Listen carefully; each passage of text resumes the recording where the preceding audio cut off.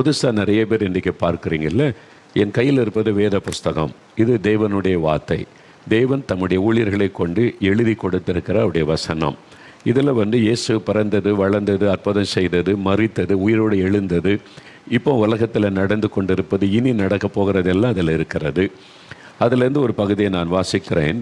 பரிசுத்த லூக்கா எழுதின சுவிசேஷம் 19ஆம் அதிகாரம். இது ஒரு 4 சுவிசேஷம். சுவிசேஷன்னா நற்செய்தின்னு அர்த்தம். மத்தேயு, மார்க்கு, லூக்கா, யோவான் என்பது இயேசுடைய வாழ்க்கை வரலாறு. இயேசுவோடு இருந்த சீஷர்களும் அதை அருகிலிருந்து கவனித்து கேட்டு எழுதினவர்களும் 4 பேர் எழுதியிருக்கிறாங்க. அதில் ஒரு சம்பவம், இயேசு உலகத்தில் இருந்தபோது நடந்த ஒரு சம்பவம் பாருங்கள். இயேசு எரிகோவில் பிரவேசித்து அதன் வழியாக நடந்து போகையில் ஆயக்காரருக்கு தலைவனும் ஐஸ்வர்யவானுமாயிருந்த சகையு எனப்பட்ட மனுஷன் இயேசு எப்படிப்பட்டவரோ என்று அவரை பார்க்க வகை தேடினான். இயேசு எப்படிப்பட்டவரோ என்று பார்க்க வகை தேடினான். இயேசு எப்படிப்பட்டவர்? இதான் நம்ம தியானிக்க வேண்டிய காரியம். ஒரு மனுஷரிடத்தில் போய் ஆசீர்வாதத்தை பெற நம்ம விரும்பி அவரை தேடும் பொழுது அவர் எப்படிப்பட்டவர் என்று அறிந்து கொள்ள வேண்டும். நம்மை உண்டாக்கின கடவுள் எப்படிப்பட்டவர், இந்த உலகத்தை சிருஷ்டித்த அந்த தேவன் எப்படிப்பட்டவர் என்பதை அறியும் பொழுது தான் அவருடைய ஆசீர்வாதங்களை நம்ம பெற்றுக்கொள்ள முடியும். நான் பெரும்பாலும் என்னன்னாக்கி யார் எதை பற்றி சொன்னாலும் நம்பிடுறோம். யார் எதை எப்படியா நமக்கு ஒரு நன்மை கிடைக்கணும், ஆசீர்வாதம் கிடைக்கணும், பணம் செலவு பண்ணுறதுக்கு ரெடி, நம்மை வருத்தி கொள்வதற்கு ரெடி, இல்லை இப்படி பண்ணால் தான் நீ அப்படின்னு சொன்னால் அதுக்கெல்லாம் நம்ம ஆயத்தமாக இருக்கிறோம். ஏனென்றால் நாம் பக்தி உள்ள மக்கள். இந்திய மக்களைப் போல பக்தி உள்ள மக்களை உலகத்தில் எங்கும் நான் பார்த்தது இல்லை. கடவுளை தேடுவதில், பக்தியோடு நாடுவதில் இந்திய மக்களைப் போல வேறு யாரும் கிடையாது. அந்த பக்தியின் நிமித்தம் யார் என்ன சொன்னாலும் நாம் நம்பி அதில் முயற்சி பண்ணுகிறோம். தோல்வி, ஏமாற்றங்களை கண்டாலும் அடுத்தது வாழ்நாள் முழுவதும் தேடுவதிலேயே காலம் போய்விடுகிறது. ஆனால் நீங்கள் யோசிக்க வேண்டும், நம்மை உண்டாக்கின கடவுள் யார், அவர் எப்படிப்பட்டவர், அவருடைய குணம் எப்படிப்பட்டது, இதை நீங்கள் அறிந்து கொண்டால்தான் அவருடைய ஆசீர்வாதத்தை பெற்றுக்கொள்ள முடியும். இந்த இயேசுன்னு ஒரு கடவுளை பற்றி சொல்கிறாங்களே, அவர் யார், அவர் எப்படிப்பட்டவர், அவரை பற்றி நான் ஏன் அறிந்து கொள்ளணும், நான் அவரை அறிந்து கொண்டால் எனக்கு என்ன நன்மை கிடைக்கும், அவரால் எனக்கு என்ன ஆசீர்வாதம் கிடைக்கும் என்பதை நம்ம அறிந்து கொள்ளும் போது தான் அவருடைய ஆசீர்வாதத்தை பெற்றுக்கொள்ள முடியும். இங்கே ஒரு மனிதன் பாருங்கள், இயேசு அற்புதங்கள் அடையாளங்களை செய்கிறதை கேள்விப்பட்ட போது சகையு என்கிற மனிதன் எரிகோ என்ற பட்டணத்திலே வசித்து வந்தான்.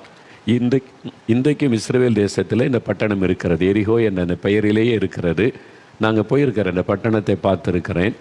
அந்த பட்டணத்தில் இன்றைக்கும் அதே பெயர் தான், எரிகோ.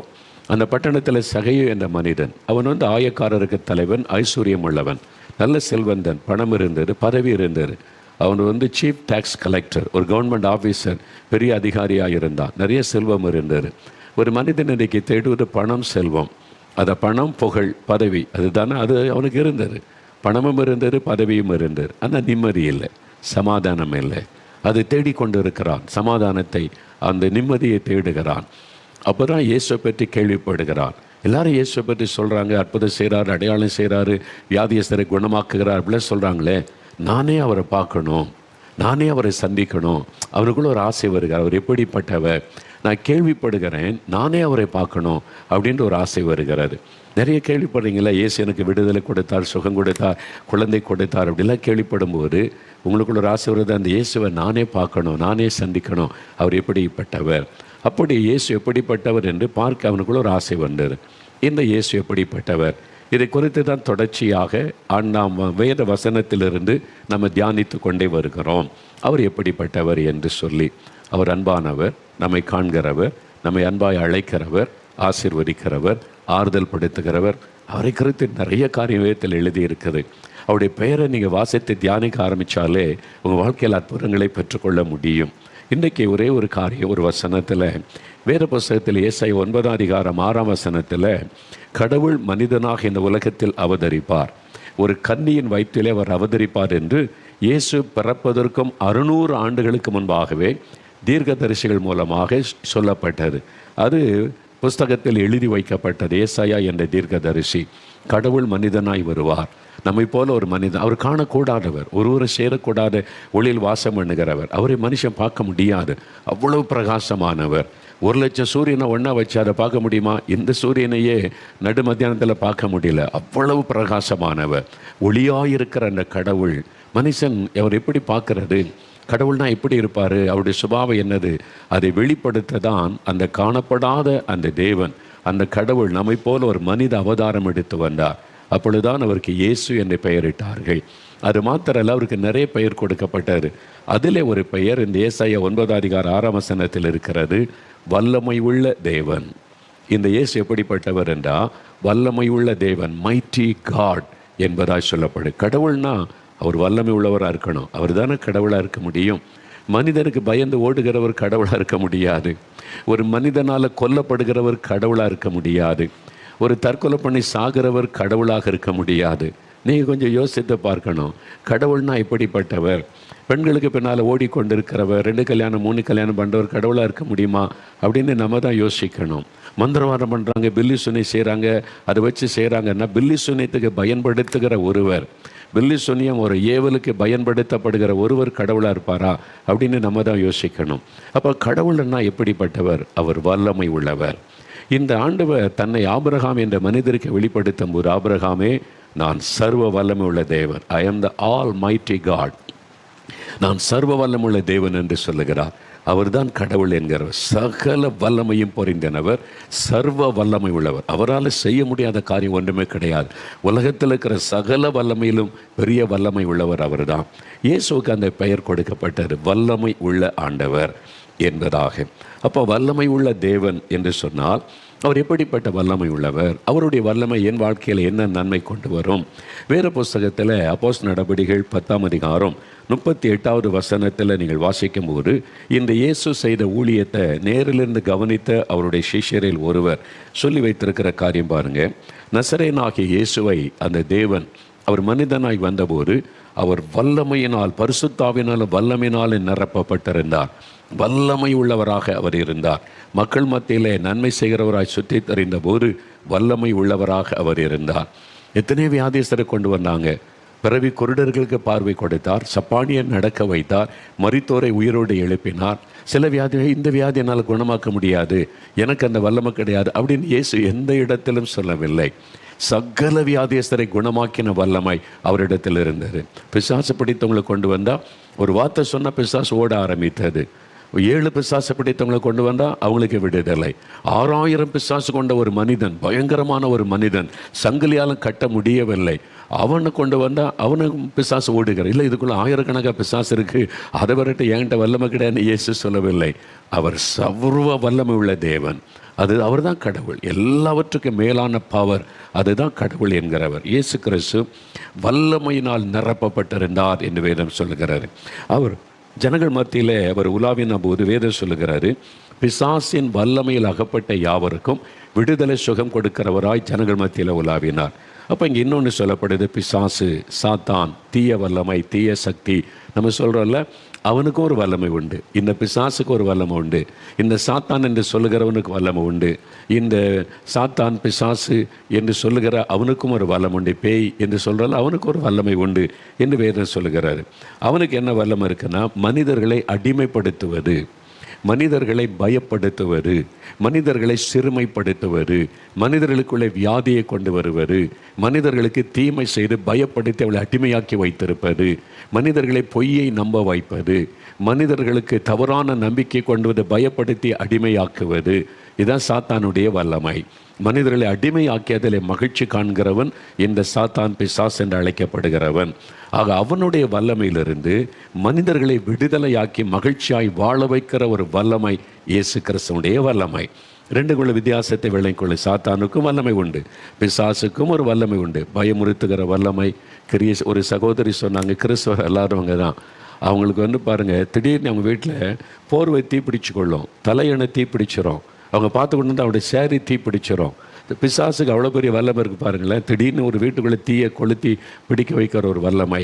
அப்போ அவனுக்கு ஒரு தீய வல்லமை, அதாவது மக்களை அழிக்கிற வல்லமை, பயமுறுத்துகிற வல்லமை. அதான் சாத்தானுடைய, பயப்படுத்தி மக்களை அடிமைப்படுத்த, பரிகாரம் பண்ணு, கொண்டு வா, இதை கொண்டு வா, அது கொண்டு வா, இதை செய், அதை செய், அப்போ தான் அப்படின்னு சொல்லி மக்களை பயப்படுத்தி அடிமைப்படுத்தி அவங்களை சிறுமைப்படுத்துவது, எப்பவும் நடுக்கத்திலே வச்சிருப்பது. இதை செய்யாட்டா இதாக தப்பு, எனக்கு தெய்வ குற்றமாயிரும், அதனால சாபம் வந்துடும், அதனால இப்படி வந்துடும். இதெல்லாம் பிசாசனுடைய தந்திரங்கள். மக்களை பயப்படுத்தி அந்த வேதனையிலேயே வைத்திருக்கணும், அதான் அவனுடைய நோக்கம். ஆனால் இயேசு வந்தபோது ஒரு தகப்பன் நம்ம பிள்ளைகளைப் போல நேசித்து என்னிடத்தில் வாருங்கள் இளைப்பாதல் தருவேன்னு சொல்லி விடுதலை கொடுத்து மகிழ பண்ணினார். அப்போ ஆண்டவர் கொடுக்கிற விடுதலின் வல்லமை என்னது?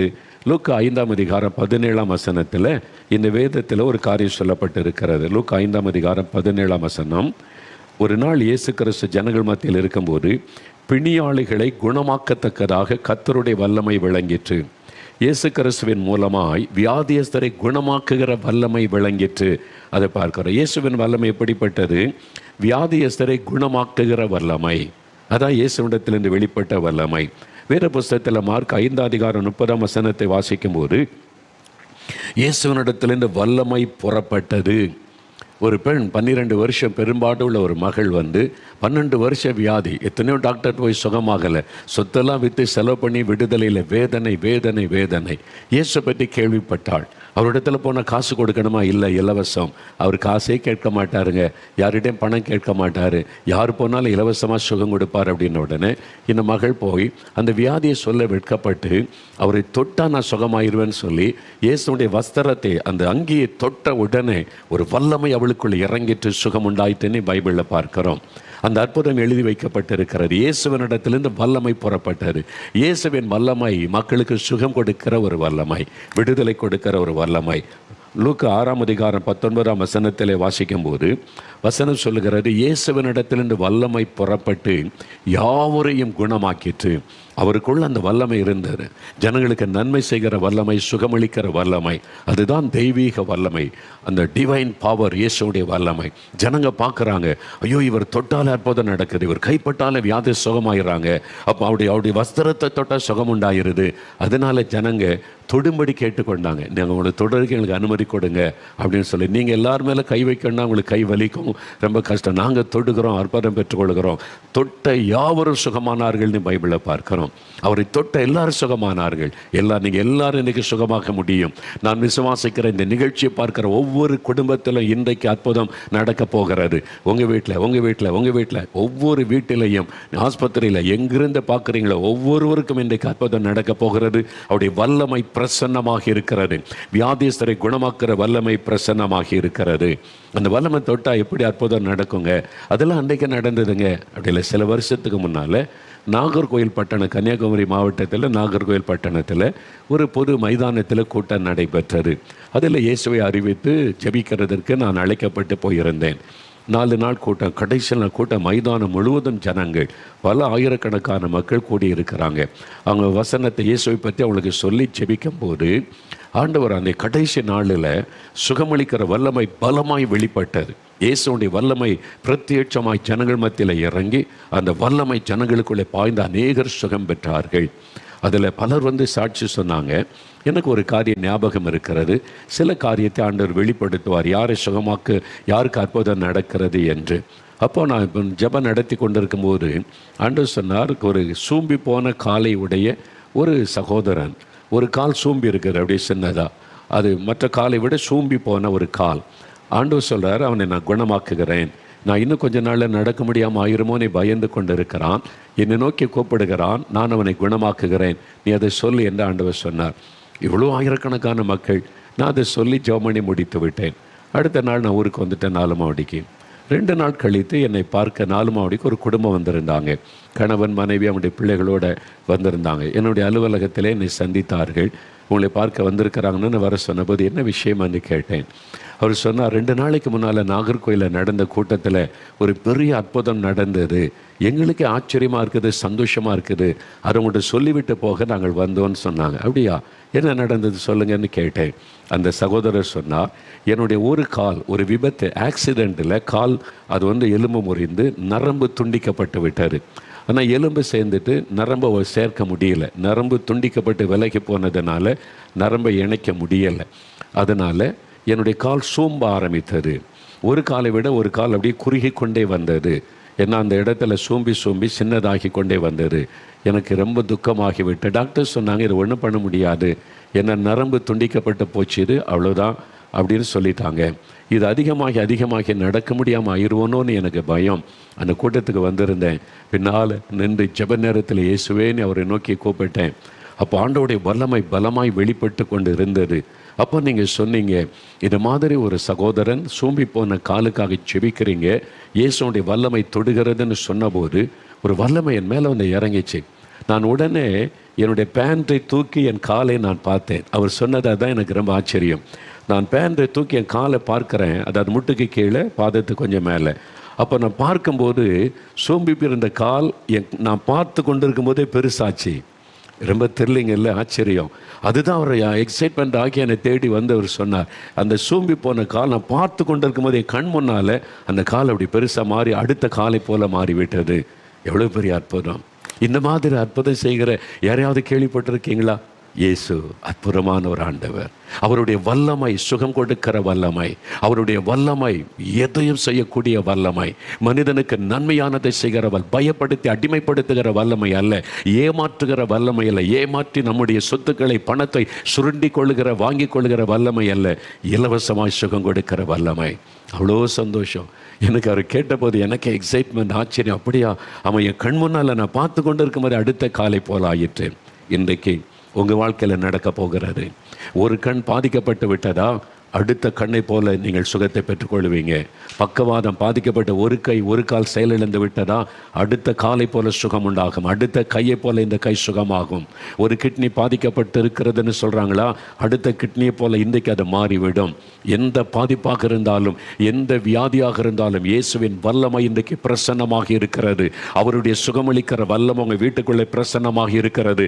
நீங்கள் இருக்கிற ஆஸ்பத்திரியில் இயேசுடைய வல்லமை, சுகமளிக்கிற வல்லமை பிரசன்னமாக இருக்கிறது. அந்த வல்லமை உங்களை தொட போகிறது.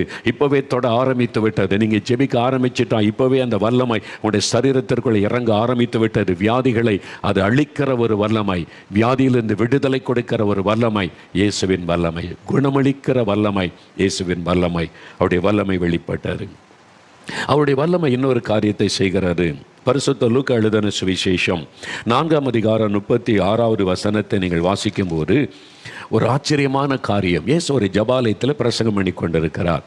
அந்த ஜனங்க உட்கார்ந்து இருக்கிறாங்க. அதில் அசுத்தாவி பிடித்த ஒரு மனிதன் இருக்கிறான். அவனுக்குள்ள ஒரு அசுத்தாவி இருப்பது யாருக்குமே தெரியலை. இப்போ இயேசுவை பார்த்தோன்னா அந்த அசுத்தாவி கத்த ஆரம்பிக்கிறது. இயேசுவே, உமக்கும் எங்களுக்கும் என்ன அப்படின்னு சொல்லி பயந்து அலறுகிறது. நசரேயனாக இயேசுவே, எங்களுக்கு வேதனைப்படுத்த வந்தீர் அப்படின்னு சொல்லி இயேசு ஒன்றுமே பண்ணலை. இயேசுவை பார்த்தோன்னே அலறுகிறாரு. பிசாசு இயேசுவை பார்த்தாலே நடுங்கும், பயப்படும். பாருங்கள், இயேசுடைய பேரை கொட்டவுடனே நடுங்குகிறாரு. அவரை பார்த்த உடனே இயேசு சொன்னார், பேசாமல் இவனை விட்டு போ. அவ்வளோதான் சொன்னார். ஒரே ஒரு வார்த்தை, போய்விட்டார். இப்போ ஜனங்கள்லாம் பார்த்து சொல்கிறாங்க, இது அதிகாரத்தோடும் வல்லமையோடும் அசுத்தாவிக்கு கட்டளையிடுகிறார், அது போகுது. இயேசுக்குள்ள ஒரு பெரிய வல்லமை இருக்குது, பிசாசை துரத்துகிற வல்லமை. அந்த வல்லமை பார்த்த பிசாசு ஓடுகிறதே. மக்கள் ஆச்சரியத்தோடு சொல்கிறாங்க, பிசாசுகளும் அவருடைய வல்லமைக்கு முன்பாக நடுங்குது. அவருடைய வல்லமை அதிகாரத்தோடும் வல்லமையோடும் பிசாசை கடிந்து கொண்ட ஓடுது. பிசாசை துரத்துகிற ஒரு வல்லமை, பிசாசனுடைய கிரியைகளை அழிக்கிற ஒரு வல்லமை இயேசுவின் வல்லமை. மந்திரவாதம், பிலிசூனியம், என்ன விதத்தில் பிசாசு கிரியை செய்தால் அதை அழிக்கிற ஒரு வல்லமை, அந்த அடிமைத்தனத்தை இந்த விடுதலை கொடுக்கிற வல்லமை இயேசுவின் வல்லமை. இன்னைக்கு கஷ்டப்படுறீங்களா? பயத்தின் ஆவி, தற்கொலை தூண்டுகிற ஆவி, ராத்திரில் தூங்க முடியல, பேசிக்கிட்டே இருக்கு, சர்ப்பம் வந்து நிற்கிது, ஒரு உருவம் வந்து நிற்கிது, ஐயோ பயம், பயப்படுத்துகிற ஆவி. இன்றைக்கு உங்களுக்கு விடுதலையின் நாள். இன்றைக்கு இயேசுக்கோட வல்லமை உண்டு. அவருக்கு அந்த வல்லமைக்கு முன்பால் எந்த பிசாசை நிற்க முடியாது. அவருடைய வல்லமை அப்படிப்பட்ட ஒரு வல்ல. அதனால் தான் வசனம் சொல்லுது, பிசாசின் வல்லமையில் அகப்பட்ட யாவரையும் குணமாக்குகிறவராய், விடுதலை கொடுக்கிறவராய் இயேசு உலகத்தில் சுற்றி தெரிந்தார். அன்றைக்கு அற்புதம் செய்த அதே இயேசு இன்றைக்கு மாறாதவர். சில ஆண்டுகளுக்கு முன்பாய் சவர் அப்பாதுரை பிரதர், உங்களுக்கு தெரியல, என் கூட 30 வருஷத்துக்கு மேலே என் உடன் ஊழியராக இருந்த சகோதரர். நாங்கள் 2 பேரும் சேர்ந்து தான் அந்த நாட்களில் கூட்டங்களுக்கெல்லாம் போவோம். அவங்க இல்லாதது எனக்கு ஒரு பெரிய பாதிப்பு, மன வருத்தம் அப்போது வரும். ஏன்னா எனக்கு துணையாய் நின்ற ஒரு சகோதரன். அது மாதிரி ஒரு சமயம் கன்னியாகுமரி மாவட்டத்தில் ஒரு கூட்டத்துக்கு நாங்கள் போயிருந்தோம். முதல் நாள் கூட்டத்தில் நான் பிரசங்கம் பண்ணினேன். அவங்க ஒரு நாள் பேசுவாங்க, உட்கார்ந்துருந்தாங்க. முதல் நாள் கூட்டம் முடிந்தது. அப்போ ஒரு வாலிபன் சுமந்து கொண்டு வந்தான். ஒரு வாலிப தம்பி இன்னொரு வாலிபனை முதுகில் வச்சு அப்படி மூட்டை மாதிரி சுமந்து கொண்டு வந்தான். கூட்டம் முடிஞ்சது. நாங்கள் ஸ்டேஜை பக்கத்தில் இருந்தால் கொண்டு வந்தான். என்ன இந்த பையன் ஒரு பையனை தூக்கி சுமந்துக்கிட்டு வர்றானேன்னு சொல்லி அவன் பார்த்தா திடகாத்திரமான சரீரம். அவனை தூக்கி சுமக்கிறது ரொம்ப கஷ்டம். ஒரு குடும்பத்தாரும் கூட வர்றாங்க. எங்கள் பக்கத்தில் கொண்டு வந்து அந்த பையன் அவனை இறக்கி விட்டால் அவனுடைய கைகளிலே சங்கிலி மாட்டப்பட்டிருக்கிறது, கால்களிலே சங்கிலி, இரும்பு சங்கிலி மாட்டப்பட்டு இருக்கிறாரு, கையிலும் கால்களிலும். அவனால் அதனால் நடக்க முடியாது. இது யாருன்னு கேட்டால் அவனுடைய ஃப்ரெண்டு, நண்பன். அவனை தூக்கி சுமந்து கொண்டு கூட்டத்துக்கு வந்திருக்கு. அவங்க கிறிஸ்தவர் அல்லாதவர்கள். அவங்களுடைய தாய் தகப்பெல்லாம் வந்திருந்தாங்க. என்ன விஷயம் என்று கேட்டோம். இவனுக்கு ஒரு பிசாசு பிடிச்சிருக்குன்னு சொல்கிறாங்க. நாங்கள் எத்தனையோ மந்திரவாதி பார்த்துட்டோம், எங்களுக்கு தெரிஞ்ச எல்லா இடத்துக்கும் கூட்டிகிட்டு போனோம், பணம்லாம் செலவு பண்ணி பார்த்துட்டோம், சில இடத்துல வச்சிலாம் பார்த்துட்டோம், அந்த ஆவி போக மாட்டேங்குது, இவன் அடக்க முடியாது, அவன் எல்லாத்தையும் உடைச்சிருவான், அடிச்சிருவான், பெரிய கஷ்டம். அதனால் இவன் அடக்க முடியாததுனால அவனை சங்கிலிகளால் நாங்கள் கட்டி வைத்திருக்கிறோம். கையில் அப்படி விலங்க மாட்டி இருக்குது, 2 கையில் அப்படி ஒட்டி. அவர் அப்படிலாம் விரிக்க முடியாது. காலில் விலங்க மாட்டி, காலெல்லாம் அப்படி அகட்ட முடியாது, அவனால் நடக்க முடியாது. அவ்வளோதான், அப்படியே உட்காந்துருப்பான். அவனை தூக்கி தான் சுமந்து கொண்டு அவனுடைய ஃப்ரெண்டு பாருங்கள், அவன் மேலே ஒரு அன்பு, என் சிநேகிதன் இப்படி ஆயிட்டானே, அவனுக்கு சுகம் கிடைக்கணுமே கேள்விப்பட்டு இயேசு விடுதலை தருகிறார், இயேசு கிறிஸ்துவின் வல்லமை பிசாசு கடலிருந்து விடுதலை கொடுக்கிறது என்பதை கேள்விப்பட்டு இன்னும் கூட்டு போகலான்னு கொண்டு வந்திருக்கிறாங்க. அவனை தூக்கி சுமந்துக்கிட்டு தான் வர முடியும்னு கொண்டு வந்திருக்காங்க. அந்த குடும்பத்தார் நிற்கிறாங்க. நான் சொன்னேன், அப்பாதர பிரதரை பார்த்து, நீங்கள் தான் பிரதர் ஸ்பெஷலிஸ்ட் இதிலெல்லாம், நீங்கள் பேசுங்க அப்படின்னு சொன்னேன். அப்பாதரை பிரதருக்கு ஒரு அபிஷேகம், அனாயிண்டிங். பிசாசின் கட்டில் இருக்கிற மக்களுக்கு விடுதலைக்காக ஜோபிச்சா கட்டாயம் விடுதலை தான், அவ்வளோதான். அந்த ரகசியத்தெல்லாம் ஆண்டவர் வெளிப்படுத்திடுவார். பிசாசை பிடிச்ச ஒரு ஆள்கிட்ட போய் உன் பேர் என்ன, எங்கேருந்து, அப்படிலாம் கேட்கவே மாட்டாங்க. அவங்க பிசாசுக்கிட்ட பேச மாட்டாங்க, கர்த்தர்கிட்ட கேட்பாங்க. எப்படி இந்த ஆவி வந்துச்சு ஆண்டவரே? கர்த்தர் சொல்கிறத சொல்ல, இந்த ஆவி இப்படி தான் வந்துச்சு, இது வர காரணம் இதான், கர்த்தர் சொல்லி கொடுத்து அறிந்து கொள்வாங்க. சிலர் பிசாசுக்கிட்ட பேசுவாங்க, பார்த்துறீங்களா, எங்கேருந்து வந்த, ஏன் வந்த, பிசாசு என்ன உண்மையாக சொல்லுவான், அவன் பொய்யனும் பொய்கை பிதாவும். நான் அப்பாதர பிரதர் கவனிச்சிருக்கேன். ஒரு நாள் அங்கே பிசாசு பிடிச்சவங்கள்ட்ட அவங்கெல்லாம் பேச மாட்டாங்க, டீல் பண்ண மாட்டாங்க. என்ன எங்கே வந்த, யார் நீ, உன்னை எப்படி வந்த, அப்படிலாம் கேட்க மாட்டாங்க. ஆண்டவர்கிட்ட கேட்பாங்க, ஆண்டவர் சொல்லிக் கொடுப்பார், இந்த ஆவி இப்படிப்பட்ட ஆவி இப்படி தான் வந்துச்சு நீ. அப்போ நான் சொன்னேன் அவன்கிட்ட, பிரதர் நீங்கள் தான் கரெக்டு, நீங்கள் டீல் பண்ணுங்க அப்படின்னு சொல்லி. அவன் பாருங்கள், தொட பயங்கரமாக இருக்கிறான், ஆள் கட்ட முட்டை உயரமாக. இவங்க ஆள் குள்ளமாக இருப்பாங்களா, அப்படியே பாங்குறாங்க. பார்த்துட்டு கொஞ்ச நேரம் கவனிச்சுட்டு சொன்னாங்க, நான் இவனுக்காக ஜெபிக்கணும், உபவாசம் பண்ணி ஜெபிக்கணும், இது ஒரு பயங்கரமான ஆவி, நாளைக்கு கூட்டுவாங்க, நீங்கள் குடும்பமாக உபவாசத்தோடு வரணும், உபவாசித்து இயேசு விடுதலை தருவான்னு விசுவாசித்து வந்தீங்கன்னா இயேசு விடுதலை தருவார். சொன்னோடனே சரி நீ அவனை அப்படியே தூக்கிட்டு அந்த தம்பி போயிட்டான். அடுத்த நாள் கூட்டம், அந்த கூட்டம் முடிஞ்சவொடனே அவனை தூக்கிட்டு வந்தாங்க. அப்போ திருப்பிறம் பக்கத்தில் போனாங்க. அவங்க ராத்திரி ஜெபம் பண்ணுவாங்க, ராத்திரியெல்லாம் ஜெபிப்பாங்க. அதான் அவனுடைய பழக்கம். ஏன்னா இந்த மாதிரி பிசாசுடைய டீல் பண்ணுற ஊழியம் இருக்குது, சாதாரண ஊழியம் கிடையாது. ஆண்டவரோடு ரொம்ப நெருக்கமாக இருக்கணும், அந்த அபிஷேகத்தை எப்பவும் காத்துக்கொள்ளணும். ராத்திரியில் வெகு நேரம் ஜெபிக்கிறது அவனுடைய பழக்கம். அது மாதிரி உபவாசத்தை ஜெபிச்சுட்டு வந்திருக்கிறாங்க. நான் சொன்னேன், பிரதர் வந்திருக்கிறாங்க. இன்னொன்று பிறகு பக்கத்தில் போனாங்க. நாங்கள் உட்காந்து கவனிச்சிட்டு இருந்தேன், என்ன பண்ணுறாங்க நீ. அவனை இறக்கி விட்டாங்களா, அவனை பார்த்து சொன்னாங்க, சங்கிலியை கழட்டுங்கன்னு சொல்கிறாங்க. இவங்க ஒன்றும் பண்ணல, இப்போ தலை கை வச்சு ஜெபிச்சு போராடி ஒன்றும் பண்ணலை. ஒரு பைபிள் கையில் வச்சுருப்பாங்கல்ல, போயிட்டு சங்கிலியை கழட்டுங்க அப்படின்னாங்க. அவன் சொல்கிறான், ஐயா கலட்டினா அவனை கட்டுப்படுத்த முடியாது, எல்லாத்தையும் உடைச்சி எரிஞ்சிருவான், ஆட்களெல்லாம் அடித்து தூக்கி வீசிடுவான். அவன் வேறு எப்படி இருக்கிறான், பயங்கரமாக கிங்காங்கன்னு சொல்லுவாங்க, அது மாதிரி நல்ல திட்டகாத்திரமாக இருக்கிறான். அவங்க நல்ல கைட்டு, இவங்கள பிரதரை விட உயரமாக இருக்கிறான். அவங்க சொல்கிறாங்க, சங்கிலி கழட்டுங்க அப்படின்றாங்க. நான் யோசிச்சுக்கிட்டேன், என்ன பிரதர் கை வைக்கவும் இல்லை, ஜெபிக்கவும் இல்லை, பிசாசை துரத்துற மாதிரி ஒன்றுமே பண்ணலை, சங்கிலி கழட்டுங்கன்னு சொல்கிறாங்களே அப்படின்னு சொல்லி. அவன் சொல்கிறான், கழட்டினா ஆபத்துங்க, திரும்பி அவனை கண்ட்ரோல் பண்ண முடியாது. நான் சொல்கிறேன், இயேசுவின் நாமத்தினால அவன் சங்கிலி கழட்டுங்க அப்படின்றான். அவ்வளோதான் அந்த அதிகாரம். அவங்களுக்கு தெரிஞ்சிட்டு அவங்க ராத்திரியை ஜெபிச்சுட்டாங்களே உபவாசம் பண்ணி, அவ்வளோதான். அவங்கள பார்த்தோன்னே பிசாசு ஓடிட்டுன்னா நான் நினைக்கிறேன். நான் அப்படியே பார்த்துக்கிட்டே இருக்கிறேன் என்ன நடக்குது அப்படின்னு சொல்லி. அப்போ சொல்ல, சங்கிலி கழட்டு இயேசுவின் நாமத்தினால. சரின்னு சொல்லி கஷ்டப்பட்டு, அந்த பெரிய சங்கிலி அது, அந்த கஷ்டப்பட்டு ஒரு ஆயுதத்தை வச்சு வளைச்சி அந்த சங்கிலியை கழட்டி கையை கழட்டினாங்க, காலை கழட்டினாங்க. அந்த அவன் பாருங்கள், அப்படியே ஒரு ஆட்டுக்குட்டி மாதிரி அப்படியே நிற்கிறான் அவங்க பக்கத்தில். அவங்க என்ன பயமுறை, அவன் அடிச்சிருவான், நொறுக்கிடுவான், ஓடிடுவான், கண்ட்ரோல் பண்ண முடியாதுன்னா அவன் ஆட்டுக்குட்டி மாதிரி அந்த அமைதியாக நிற்கிறான். அவன்கிட்ட பேசி அவனுக்கு ஜெபிக்கிறாங்க. அவன் கை வச்சு பிசுவாசம் வரட்டுறான், ஒன்றுமே பண்ணலை. நான் ஆச்சரியமாக பார்க்குறேன் என்ன நடந்தது.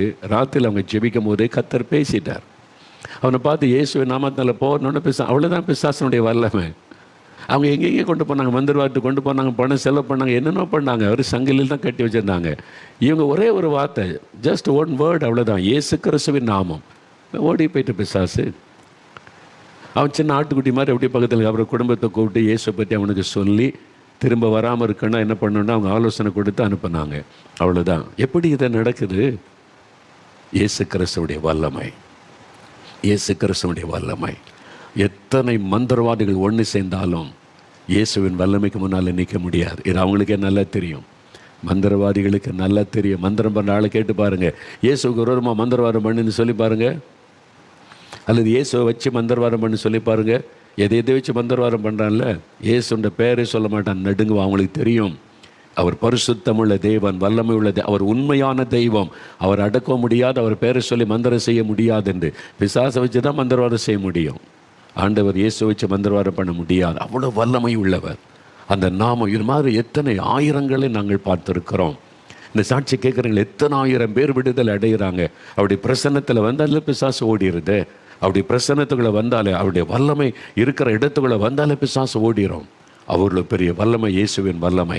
பிசாசின் வல்லமையில் அகப்பட்ட யாவரையும் குணமாக்குற வல்லமை இயேசுவின் வல்லமை. அவர் வல்லமையோடு அதிகாரத்தோடு கட்டளையிட்டா பிசாசு ஓடுது. இன்றைக்கு அவருடைய பேரை சொன்னா மந்திரவாதம் அழியும். உங்கள் குடும்பத்துக்கு விரோதமாய் செய்யப்பட்ட மந்திரவாத பில்லி சொன்னிய கிரியைகள் இயேசுவின் நாமத்தில் அழியும். இன்றைக்கு உங்களுக்கு விடுதலை. உங்களை பயப்படுத்தி கொண்டிருக்கிற ஆவி, உங்களுடைய கர்ப்பத்தை தடுத்து கொண்டிருக்கிற பொல்லாத பாம்பின் ஆவி, உங்களை ஏமாற்றி வஞ்சித்து உங்களை அடிமைப்படுத்தி வைத்திருக்கிற பொல்லாத பிசாசின் ஆவி இயேசுவின் நாமத்தில் இன்றைக்கு விலகும். இயேசுவின் நாமத்தில் உங்களுடைய குடும்பத்தை விட்டு ஓடும். இன்றைக்கு உங்களுக்கு விடுதலையின் நாள். இப்போவே பிசாசு அலைக்கழிக்க ஆரம்பித்து விட்டார். சிலருக்குள்ள இந்த நாவி சத்தம் இடுகிறதை என்னால் பார்க்க முடிகிறது. பயப்படாதங்க. அவங்க தலை சுத்தினாலும் கீழே விழுந்தாலும் பயப்படாதங்க. தாவி வெளியேறி கொண்டு இருக்கிறாரு. இப்போ இயேசுவின் நாமத்தை சொல்ல சொல்ல சொல்ல உங்கள் வீட்டில் இயேசுவின் பெயர் தொனிக்க தொனிக்க தொனிக்க அசுத்தாவி இருக்க முடியாமல் அலறுகிறது, ஓடுகிறது. பில்லிசோனிய கிரியைகள் அழிகிறது. இப்பொழுதே உங்களுக்கு விடுதலை உண்டாக்கி கொண்டு இருக்கிறது. செல்வமணி என்கிற சகோதரர் உங்கள் வீட்டுக்குள்ள அசுத்தாவி அலறுகிறது. பயப்படாதங்க. இயேசுவை ஸ்தோத்திரம் பண்ணுங்க. இயேசுவை ஸ்தோத்திரம் சொல்லுங்க. இயேசுவின் ரத்தம் ஜெயம் அப்படி சொல்லுங்க. அந்த ஆவி வெளியேறுகிறது. உங்க குடும்பத்துக்கு விரோதமாய் செய்யப்பட்ட பில்லிசோனி அழிந்து கொண்டு இருக்கிறது. உங்க மகளுக்குள்ள இந்த ஆவி வெளியேறுகிறது. விடுதலை உண்டாகிறது. இயேசுவை ஸ்தோத்திரம் சொல்லுங்க. வாய் திறந்து சொல்லுங்க, இயேசுவை ஸ்தோத்திரம். அவருடைய பெயரை உச்சரிங்க. அவருடைய நாமம் தான் விடுதலை கொடுக்கிற நாமம். பிசாசின் பெயரை சொல்லி உங்களுக்கு விடுதலை வராது. இயேசுவின் பெயரை சொல்லுங்க, விடுதலை உங்களுக்கு. அவருடைய வல்லமை இன்றைக்கு வெளிப்பட்டு கொண்டு இருக்கிறது. நிறைய வீடுகளுக்குள்ள இயேசுவின் வல்லமை இன்றைக்கு பிரத்யட்சமாய் வெளிப்பட ஆரம்பித்து விட்டது. பில்லிசூனிய கட்டுகள் அறுக்கப்பட ஆரம்பித்து விட்டது. இன்றைக்கு உங்களுக்கு விடுதலை உண்டாக்கி கொண்டு இருக்கிறது. மணிமேகலை சகோதரி, உங்களுடைய குடும்பத்தில் இருக்கிற பில்லிசூனிய வல்லமை எரிகிறது. தகடுகள் எரிகிறது இயேசுவின் நாமத்தில். நீங்க சும்மா மந்திரம் பண்ண தாயத்தை வச்சிருக்கிறீங்க, அது மந்திரம் பண்ணது, அது பிசாசின் கிரியை. அதை தூக்கி எறிந்து போடுங்க. இன்னைக்கு உங்களுக்கு விடுதலை. உங்க வீட்டில் விடுதலை. வியாதி, வேதனை, அதனால மன கஷ்டம், பயம், இரவு நேரம் உங்களுடைய வீட்டுக்குள்ள நடமாடுகிற ஆவி இயேசுவின் நாமத்தில் இன்னைக்கு வெளியேறுகிறது. மணிமேகலை விடுதலைக்காக இயேசுவுக்கு ஸ்தோத்திரம் சொல்லுங்க. இயேசு இன்றைக்கு பிரத்யட்சமாக உங்களுடைய வீட்டுக்குள்ளே வெளிப்பட்டு கொண்டிருக்கிறார். அவருடைய வெளிச்சம் பல வீடுகளுக்குள்ளே இப்பொழுது வந்து கொண்டு இருக்கிறது. இருளின் சக்தியாகிய பிசாசின் கிரியை இப்பொழுது அழிக்கப்பட்டு கொண்டு இருக்கிறது. விடுதலை பெற்றுக் கொள்ளுகிறீர்கள். இயேசுவுக்கு நன்றி, இயேசுவுக்கு நன்றி, இயேசுவுக்கு நன்றின்னு சொல்லுங்க. ஆண்டவருக்கு நன்றின்னு சொல்லுங்க. ராமசாமி என்கிற ஒரு ஐயா, நீங்கள் இப்போ இயேசுன்னு சொல்ல சொல்ல உங்கள் வீட்டுக்குள்ளே இருந்து அசுத்தாவி வெளியேறுகிறது. நீங்களே அதை பார்க்குறீங்க. ஒரு கரிய உருவம் வெளியேறுவதை பார்க்குறீங்க. நீங்கள் கிறிஸ்தவர் அல்லாதவங்க இயேசுவேன்னு சொல்கிறீங்க. சொல்ல சொல்ல விடுதலை. அது உண்மை. ஆண்டவருடைய வல்லமை பிரசன்னம் உங்கள் வீட்டுக்குள்ளே வந்து விட்டது. இயேசுவுக்கு நன்றி சொல்லுங்க. ஆண்டவருடைய வல்லமைக்கு முன்பாக எந்த பிசாசின் வல்லமை நிற்க முடியாது. ஏமாற்றுகிற பொருளாத பிசாசு, என் ஜனங்களை வஞ்சிக்கிற பொருளாத ஆவியவனை கடிந்து கொள்கிறேன். என் ஜனங்களை ஏமாற்றி பயமுறுத்தி அடிமைப்படுத்தி வைத்திருக்கிற பொல்லாத பிசாசை உன்னை கடிந்து கொள்ளுகிறேன் இயேசுவின் நாமத்தில். இந்த வசனம் கேட்கிற எந்த வீட்டுக்குள்ளும் உனக்கு அதிகாரம் இல்லை. இப்பொழுது இந்த வார்த்தையை கேட்டுக்கொண்டிருக்கிற எந்த குடும்பத்துக்குள்ளும் உனக்கு அதிகாரம் இல்லை.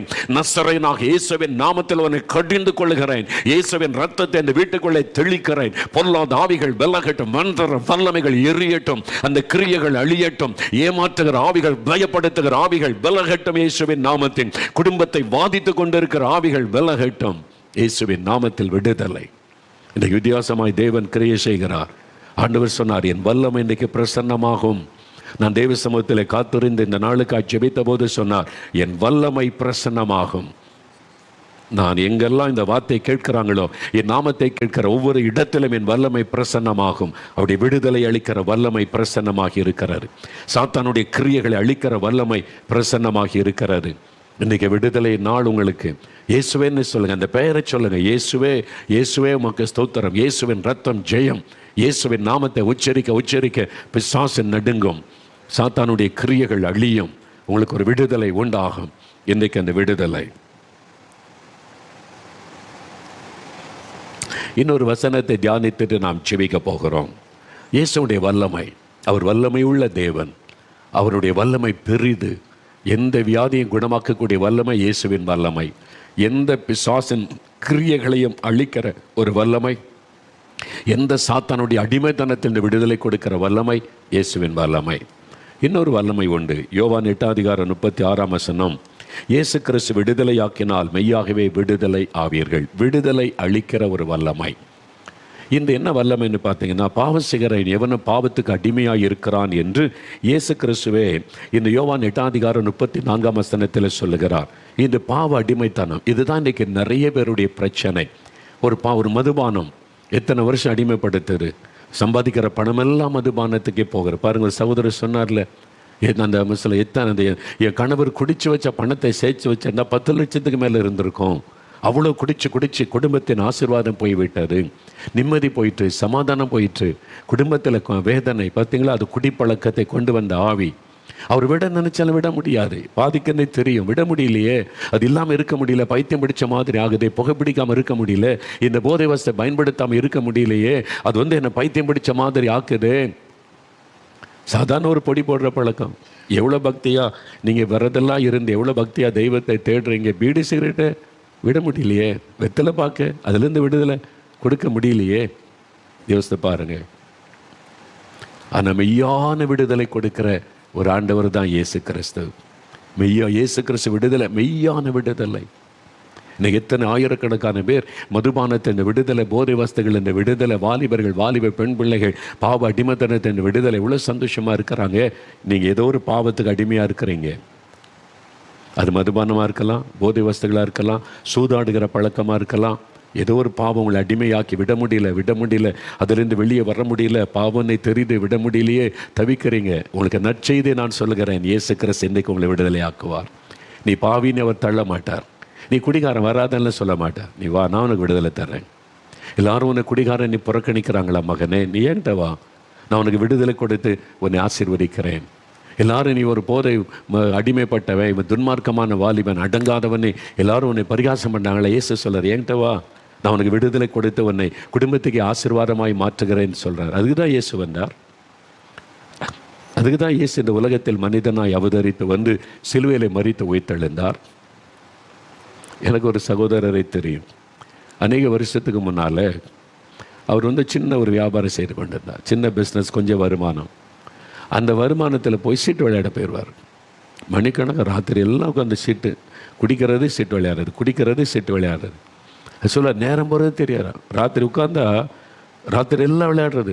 அடுத்த நாள் ஆயிரமா, சில சமயம் 2 நாள் கூட தூங்காமல் ராத்திரி பகல் உட்காந்து சீட்டு விளையாடுவது, குடிக்கிறது, சீட்டு விளையாடு. அந்த பாவம் அடிமையாக்கி விட்டது. குடித்து சீட்டு விளையாட்டிட்டு இருந்தால் என்ன வருமானம் நிற்கும்? எல்லா பணமும் அதில் போச்சு. வீடு இப்போ தரித்திரம், வறுமை, பாவம் தரித்திரத்தை கொண்டு வரும். வீட்டில் தரித்திரம், மனைவி ரொம்ப கஷ்டம், குழந்தைகளுக்கு பால் வாங்கி கொடுக்க வழி இல்லை, சாப்பாட்டுக்கு வழி இல்லை. இவர் பண்ணுற காரியத்தினால வீட்டுக்கு வந்தால் மனைவி, பிள்ளைகள் ஐயோ கஷ்டம், வறுமை. சொந்தக்காரங்களே இவன் குடிகாரன், இவர் சூதாடி அப்படின்னு ஒதுக்குறாங்க. மரியாதையெல்லாம் போய் விட்டார். இப்போ அவருக்கு தெரியுது நம்ம தப்பு பண்ணுறோம், நம்ம பணமெல்லாம் வீணாக போகுது, எல்லாமே போச்சுது. இப்போ பிஸ்னஸும் போச்சு, வருமானம் போச்சு, ஒன்றுமே இல்லை. நம்ம மனைவி கஷ்டப்படுறாங்க, பிள்ளை கஷ்டப்படுது, ஒரு பால் வாங்கி கூட வக்கில்லாதவனாக போயிட்டேன். இதை நினச்ச விட முடியல. அந்த டைம் வந்தால் பைத்தியம் பிடிச்ச மாதிரி ஆகுது. போகணும் விளையாடணும், எங்கே இருந்தாவது பணத்தை சுரண்டி எடுத்துகிட்டு போகணும், மனைவி நகையாவது எடுத்துகிட்டு போய் நம்ம அடை வச்சு விளையாடணும், குடிக்கணும். அது ஒரு அடிமைத்தனம். அப்படியே பாவம் ஒரு மனிதனை அடிமையாக்கி விடும். வேதம் சொல்லுது, துன்மார்க்கனை அவருடைய அக்கிரமங்கள் சூழ்ந்து கொள்ளும், பாவ கயிறுகளால் கட்டப்படுகிறான். நீதிமொழிகள் 5:22 பைபிளில் எழுதப்பட்டிருக்கிறது. பாவம் ஒரு மனிதனை கயிற்றை போல கட்டி அவனை அடிமையாக்கி விடும். ஏன் அடிமையாக்குதுன்னா, பாவம் செய்கிறவன் பிசாசினால் உண்டாகியிருக்கிறான்.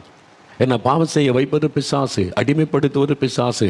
அது கண்ணுக்கு தெரியாது. பின்னால் இருந்து கிரியை செய்கிற ஒரு ஆவி, குடிவெறியின் ஆவி, சூதாட்டத்தின் ஆவி, போதை வஸ்துகளை கொண்டு வருகிற ஆவி, லஞ்சம் வாங்க தூண்டுகிற பண ஆசையின் ஆவி, லஞ்ச பணத்தை வாங்க வச்சு அவளை அடிமையாக்கிவிடும், சாபத்துக்குள்ளாக்கிவிடும். இது மாதிரி பிசாசனுடைய பல கிரியைகள் வேதத்தில் சொல்லப்பட்டிருக்கிறது. பாவத்துக்கு பின்னால் இருப்பது அந்த ஆவி. இப்போ கூட பாருங்களேன், புது வருஷம் பிறகுன்னா சிலர் பக்தியாக கடவுளை கும்பிட போவாங்க. சிலர் பாருங்கள் ரோட்டில் குடிக்கிறது, வெறிக்கிறது, டான்ஸர். அது ஒரு ஆவி. அதில் என்ன சந்தோஷம் இருக்குது? சும்மா கூத்தாடுற மாதிரி ஆடிட்டு ஒரே நாள் அவ்வளோதான் முடியும். அடுத்த நாள் பகலில் பாருங்கள் மட்டையாகி கிடப்பான். நீங்கள் பார்த்தீங்களா? அவங்கள பாருங்களேன், ராத்திரிலாம் டான்ஸ் ஆட ரோட்டில் நின்று பைக்கில் போய் அதை மெத்த காமிக்கிறேன்னு அது வந்து அற்ப சந்தோஷத்தை பிசாசு கொடுத்து மனிதனை அடிமையாக்கி விடுவார். அப்புறம் குடிச்சு வெறிச்சு எங்கேயாவது மட்டையாகி கடந்து பாழாகி, இதுதான் உண்மையாக நடக்கிற விஷயம்.